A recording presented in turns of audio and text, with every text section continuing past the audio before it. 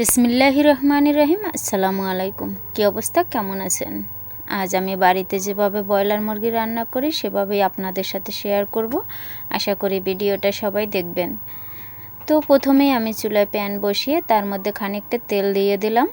তেলটা গরম হয়ে গেছে। এরপর আমি পেঁয়াজ বাটা, রসুন বাটা আর সাথে আদা বাটা দিয়ে দিচ্ছি।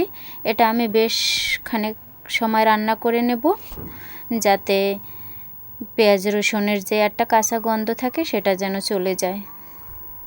তো দেখুন, পেস্টটা কিন্তু আমার প্রায় একটু হালকা বাদামি কালার হয়ে আসছে। এই পর্যায়ে আমি দিয়ে দেব 2টা তেজপাতা কেটে রাখছি, তেজপাতা দিয়ে দিচ্ছি। তারপরে এখানে জিরা বাটা আর এলাচ বাটা। আমি কিন্তু বেশি মশলা দিয়ে তরকারি রান্না করি না, আমি সবসময় কম মশলায় রান্না করার চেষ্টা করি। তো এই মশলা দিয়ে আমি ভালো করে একটু কষিয়ে নেব।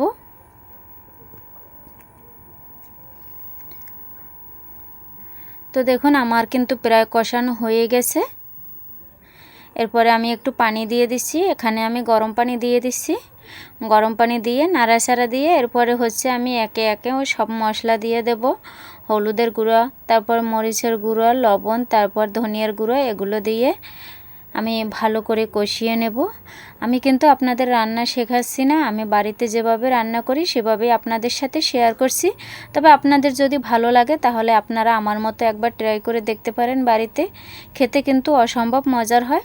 তো আমার মশলা কষানো হয়ে গেছে, দেখতেই পাচ্ছেন উপরে কিন্তু একটু একটু তেল উঠে আসছে। তো এই পর্যায়ে আমি মুরগির মাংস কেটে রাখছিলাম, ব্রয়লার মুরগি, এগুলো আমি ধুয়ে পানি জড়িয়ে রাখছিলাম। তো এগুলো দিয়ে দিছি। এখানে প্রায় 1 কেজির মতো গোস্ত আছে।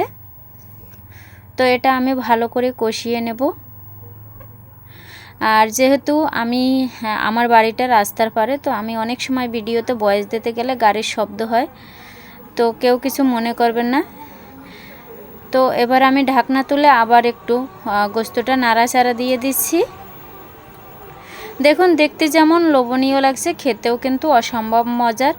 আর আমি বাড়িতে যদি ব্রয়লার মুরগি রান্না করি সবাই কিন্তু অনেক তৃপ্তি সহকারে খায়। তো আমি এটা ভালো করে কষিয়ে নেব। আপনি গোস্ত যত বেশি ভালো কষাতে পারবেন আপনার গোস্ত কিন্তু ততই খেতে মজার হবে। শুধু মশলা দিলেই কিন্তু তরকারি বেশি স্বাদের হয় না। তো আমার কষানো হয়ে গেছে। এরপরে আমি গরম পানি দিয়ে দিচ্ছি। যেহেতু ব্রয়লার মুরগি, এখানে ঠান্ডা পানি দেওয়া যাবে না, তাই আমি গরম পানি দিয়ে দিচ্ছি। পানিটা দিয়ে আমি নাড়াচাড়া দিয়ে তারপর ঢাকনা দিয়ে ঢেকে দিয়েছি। তো এবার আমি ঢাকনাটা তুলে তারপরে আবার নাড়াচাড়া দিয়ে দেব। দেখুন, দেখতে কতটা লোভনীয় লাগছে, আর খেতেও কিন্তু অসম্ভব মজার হয়েছিল, তাই আপনাদের সাথে শেয়ার করলাম।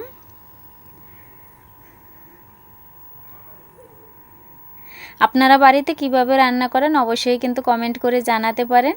তো এ পর্যায়ে আমি একটু টমেটোর সস দিয়ে দেব, যেহেতু ব্রয়লার মুরগি। আর আমি প্রায় সময় যখন ব্রয়লার মুরগি রান্না করি টমেটোর সস দিয়ে দিই। আমার দ্বারে সস দিয়ে খেতে খুবই ভালো লাগে এভাবে। তো আমি সস দিয়ে কিন্তু বেশি সময় রান্না করব না, যেহেতু এটা একটা সস, তাই অল্প সময় আমি রান্না করব।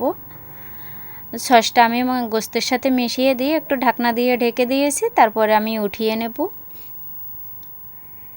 তো দেখতেই পাচ্ছেন আমি উঠিয়ে নিয়েছি। তো এই পর্যন্ত ভিডিওটা যারা ধৈর্য ধরে দেখেছেন সবাইকে অসংখ্য অসংখ্য ধন্যবাদ। আর যদি এভাবে নিত্য নতুন ভিডিও দেখতে চান অবশ্যই চ্যানেলটা সাবস্ক্রাইব করে পাশে থাকবেন। তো দেখুন, দেখতে যেমন লোভনীয় লাগছে, খেতেও অসম্ভব মজার ছিল। তো ভিডিওটা এ পর্যন্তই। সবাই ভালো থাকবেন। সবাইকে আল্লাহ হাফেজ।